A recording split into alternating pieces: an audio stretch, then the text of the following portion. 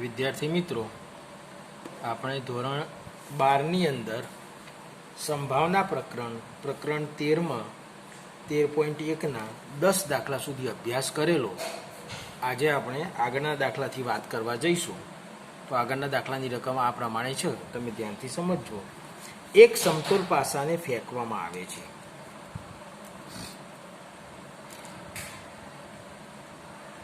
એક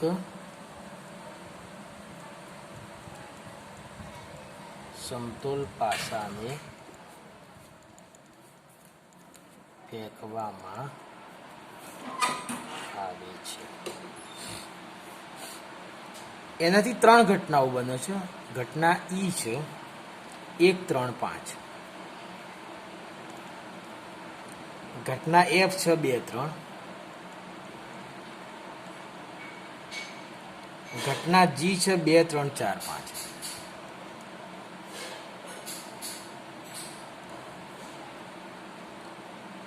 તો આપણને 3 પ્રશ્નો પૂછેલા છે. મને પહેલો પ્રશ્ન છે E/F ની સંભાવના શોધો. એટલે કે F ના સાપેક્ષ E ની સંભાવના શોધવાની છે અને E ના સાપેક્ષ F ની. બીજું શોધવાનું કીધું છે P/E/G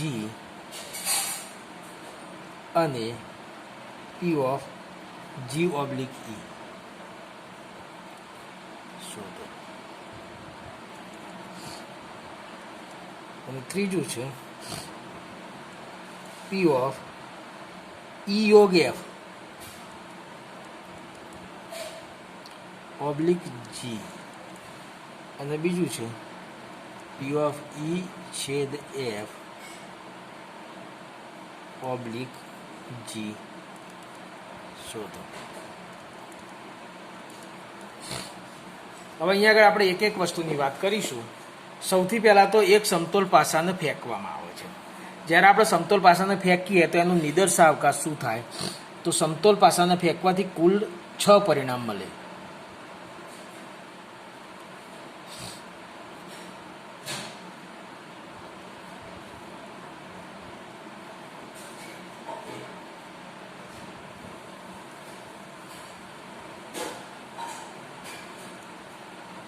જે આપણે વિચારી શકીએ કે નિદર્શાવકાશ S છે. 1, 2, 3, 4, 5 અને 6 એના કુલ ઘટકોની સંખ્યા છે 6. સૌથી પહેલા આપણને ઘટના E ની વાત કરી છે. તો E બરાબર ઘટના આપણને આપેલી છે 1, 3 અને 5. તો P/E શું થાય આપણે વિચારી શકીએ છીએ. 1, 2 અને 3 ઘટકો ઘટના ઈના કુલ ઘટકો 6. એટલે કે અહીંયા 1/2 કહી શકાય P/E. હવે આપણે F ઘટના વિશે વાત કરીએ. તો ઘટના F આપણને આપેલી છે, એની અંદર ઘટકો છે 2 અને 3. તો P/F ની વાત કરું તો 2/6 થશે અને 2/6 એટલે 1/3 થશે. આ P/F પણ આપણને મળી જશે. હવે આપણને ત્રીજી ઘટના આપેલી છે G. તો G ઘટનાની અંદર 2, 3, 4 અને 5 આટલા ઘટકો આપેલા છે. તો P/G શું થશે? તો કે ભાઈ 4/6 એટલે 2/3 થઈ જશે. આ હતી 3 ઘટનાઓ E, F અને G. હવે આપણે સૌથી પહેલા આપણે વાત કરવી છે આના સૂત્ર માટે. તો E/F અને બંને માટે E/F શું થાય એ નક્કી કરો. તો આ E અને આ F ઘટનાઓ આપેલી છે. E/F એ બંનેમાં કેટલા ઘટકો કોમન છે? તો કે એક જ ઘટક 3. તો P/E/F ઇઝ ઇક્વલ ટુ 1/6 થશે. હવે આપણે પહેલા પ્રશ્નનો જવાબ આપણે આપી શકીએ છીએ. એમાં પહેલું શોધવાનું છે P/E/F. તેનું સૂત્ર થશે P/E/F ભાગ્યા P/F. તો P/E/F કેટલા છે? તો કે 1/6 ભાગ્યા P/F કેટલો છે? તો કે 2/6. આ છગડો ઉડી જાય તો 1/2 થશે. માટે પી of E oblique F is equal to 1/2 થાય. આ પહેલો જવાબ મળ્યો આપણને. એ જ રીતના આપણે બીજો અંદર જવાબ આપવાનો છે એફ ઓબ્લિક ઈ. તો અહીંયા પણ સૂત્ર તો થશે પી ઓફ એફ છેદ E upon P of E. F છેદ ઈ છેદ એફ તો સરખું જ કહેવાય. તો પી ઓફ ઈ છેદ એફ હતો આપણે 1/6 ભાગ્યા પી ઓફ ઈ હતો 3/6. ઈની સંભાવના 6 ઉડી જશે તો 1/3 થશે. માટે પી of F oblique E is equal to 1/3 થશે. આ આપણો પહેલાનો બીજો જવાબ થયો. હવે આપણે બીજા માટે વાત કરવાની છે. તો બીજા માટે વાત કરું તો મારા બીજા પ્રશ્નમાં આવી રીતનું હતું. મારે ઈ છેદ જી શોધવાનું છે. તો ઈ છેદ જી તો આપણે ઈની અંદર હતા ઘટકો 1 3 5 છેદ જીની અંદર ઘટકો હતા 2 3 4 5. તો બંનેમાં કોમન શું આવ્યું તો કે 3 અને 5. તો પી ઓફ હવે વાત કરીશું E oblique G is equal to થશે પી ઓફ ઈ છેદ જી ભાગ્યા પી ઓફ જી. તો પી ઓફ ઈ છેદ જી તો ઈ છેદ જીની અંદર બે ઘટકો છે તો 2/6 થશે સંભાવના એની. જો શોધીએ ઈ છેદ જી તો ઘટકો ભાગ્યા કુલ ઘટકો એટલે 2/6. અને પી ઓફ જી કેટલો હતો તો 4/6. 6 ઉડી ગયા 1/2 થશે. માટે આપણને પહેલો જવાબ મળી ગયો P of E oblique G is equal to 1/2. આ આપણો બીજાનો પહેલો જવાબ. બીજામાં બીજું શોધવાનું છે જી ઓબ્લિક ઈ. તો P of G oblique E is equal to P of E છેદ જી ભાગ્યા પી ઓફ ઈ. તો પી ઓફ ઈ છેદ જી એટલે કેટલા તો કે 2/6 ભાગ્યા પી ઓફ ઈ કેટલો છે તો પી ઓફ ઈ પણ આપણે જોયો હતો કે 3/6. તો 6 કેન્સલ થશે. તો P of G oblique E is equal to આપણને મળશે 2/3. આ બીજાનો બીજો જવાબ. હવે આપણે ત્રીજા પ્રશ્ન માટે વાત કરીએ તો આપણે શોધવાનું હતું યાદ લખી દઉં છું ઈ યોગ એફ ઓબ્લિક જી અને બીજું શોધવાનું છે પી ઓફ ઈ છેદ એફ ઓબ્લિક જી. ચલો પહેલાં આપણે આના માટે વાત કરીએ. તો આનું સૂત્ર જોઈએ તો ઈ યોગ એફ છેદ જી થવાનો. તો ઈ યોગ એફ છેદ જી. ચલો તો ઈ યોગ એફ કરું તો ઈ અને એફ મારી સમક્ષ છે તો 1 2 3 5 થશે. ઈ યોગ એફ 1 2 3 5 કારણ કે ઈની અંદર હતા 1 3 5 અને પેલામાં હતા 2 3 એટલે થઈ ગયા. અને છેદ જી તો જીની અંદર શું છે તો 2 3 4 5.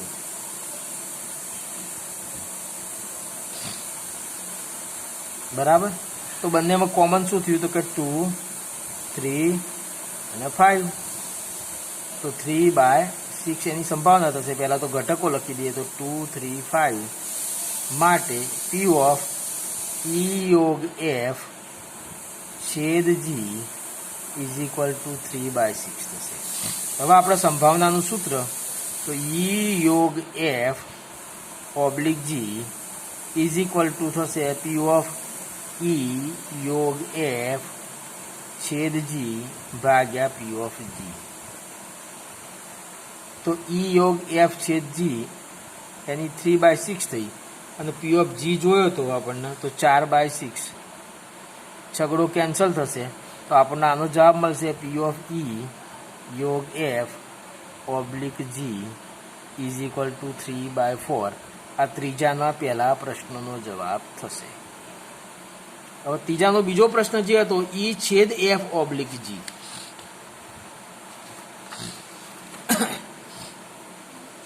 પી ઓફ ઈ છેદ એફ ઓબ્લિક જી આ આપણે શોધવાનું છે. તો તો અહીંયા આપણે વાત કરીશું ઈ છેદ એફ છેદ જી. તો ઈ છેદ એફની વાત કરું તો ઈ છેદ એફની અંદર કયા કયા ઘટકો આવશે? તો આપણી ઈની અંદર વાત કરીએ તો ગણ ઈ હતો 1, 3, 5.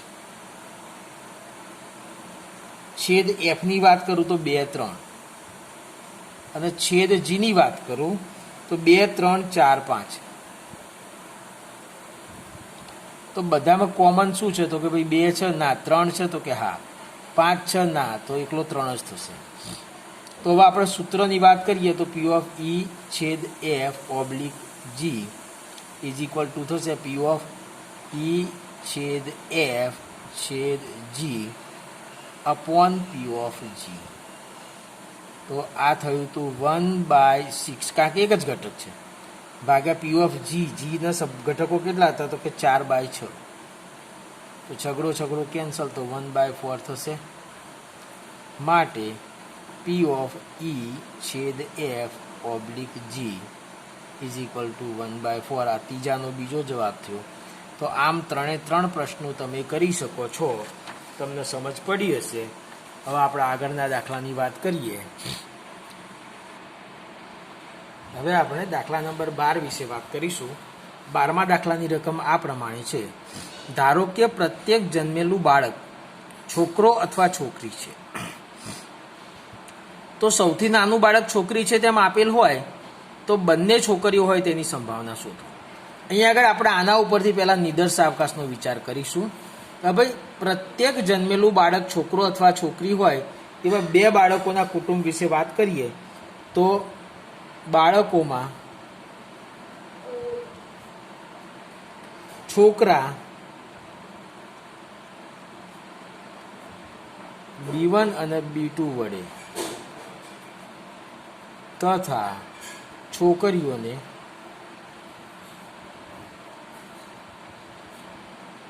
G1 અને G2 વડે દર્શાવીએ છીએ. એટલે છોકરાઓના સંકેતમાં આપણે B1 અને B2 કહીશું, છોકરીઓને G1 અને G2 કહીશું.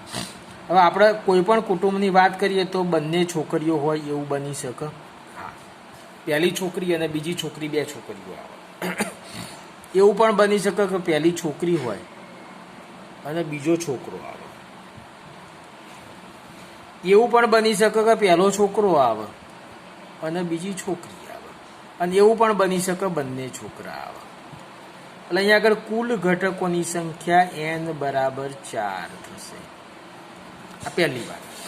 હવે અહીંયા આગળ આપણે શરતી સંભાવનાની કન્ડિશન સામે જોઈએ તો સૌથી નાનું બાળક છોકરી છે તેમ આપેલું હોય તો પહેલું છે મોટું બાળક છે અને બીજા નંબરમાં છે નાનું બાળક છે એવું આપણે વિચારી લઈએ. તેમ આપેલ હોય એટલે આ ઘટના બની ચૂકેલી ઘટના છે. અને આપણે સંભાવનાની વ્યાખ્યામાં બની ચૂકેલી ઘટનાને આપણે બી નામ દીધું હતું તો આપણે ઘટના બી વિચારીએ છીએ કે સૌથી નાનું બાળક છોકરી હોય તે ઘટના છે.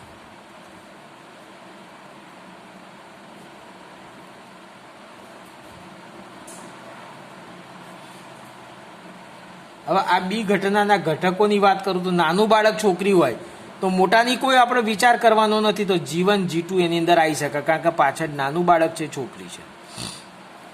G1 B2 નહીં આવે પણ B1 G2 આવી શકે છે અને B1 B2 નહીં આવે.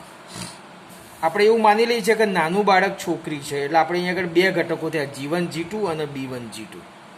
તો આ જે બી ઘટના થઈ, બી ઘટનાની વાત કરો, આ બી ઉદ્ભવી ચૂકેલી ઘટના છે તો બી ઘટનાની સંભાવના P of B is equal two 2/4 થશે. આ આપણો પહેલો એક પોઈન્ટ થયો. હવે બીના સાપેક્ષ ઘટના એ કઈ છે તે વિચારવાની છે. તો બંને છોકરીઓ હોય તે ઘટના એ છે.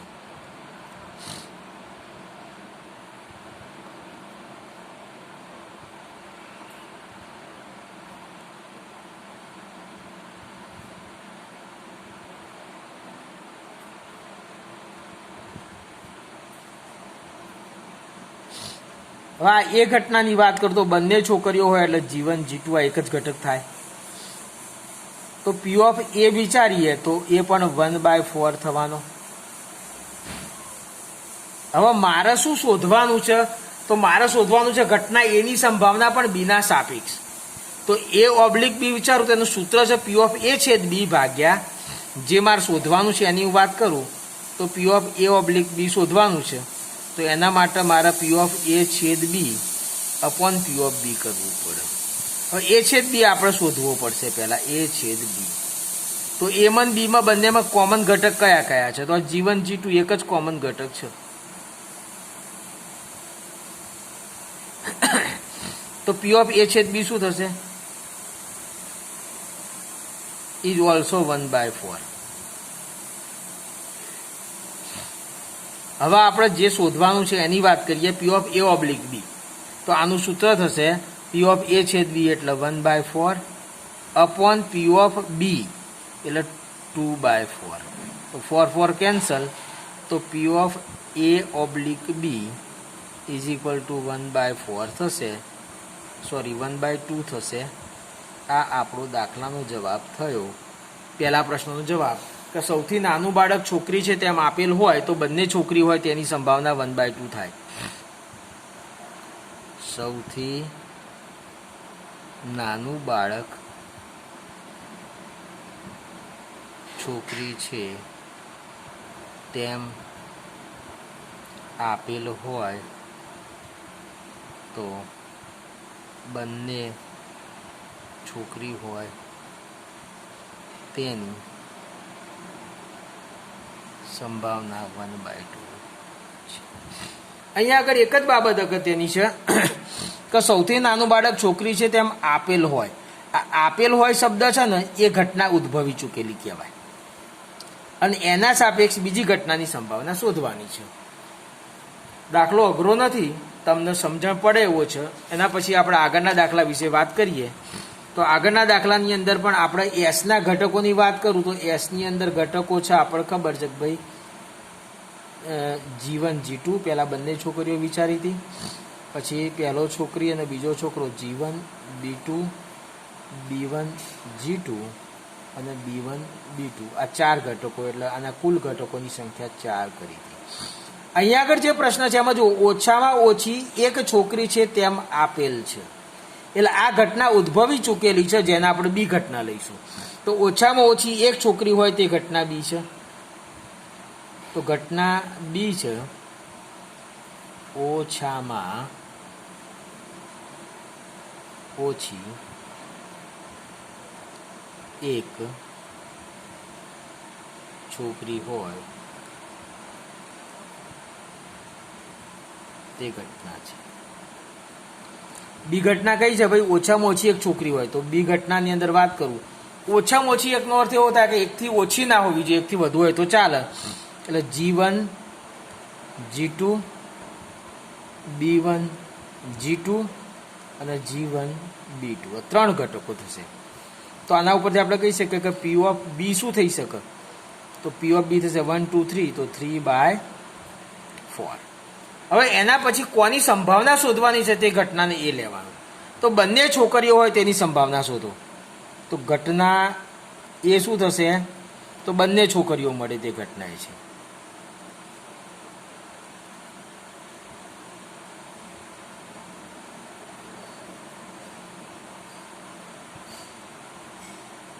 બંને છોકરીઓ હોય તે ઘટના એ, તો એ ઘટનાની અંદર કયા ઘટકો આવવાના? તો કે G1 G2. તો એ છેદ બી શું થવાનો? તો એ છેદ બી બંનેમાં કોમન તો આ જ ઘટક થયો G1 G2. તો પી ઓફ એ છેદ બી શું થાય? તો કે ભાઈ 1/4. તો જુઓ પી ઓફ બી પણ મળી ગયો અને પી ઓફ એ છેદ બી પણ મળી ગયો. હવે ઓછામાં ઓછી એક છોકરી હોય તેમ આપેલ હોય, ઓછામાં ઓછી એક છોકરી હોય તેમ આપેલ છે, તો બંને છોકરી મળે તે ઘટના એ ઓબ્લિક બી છે.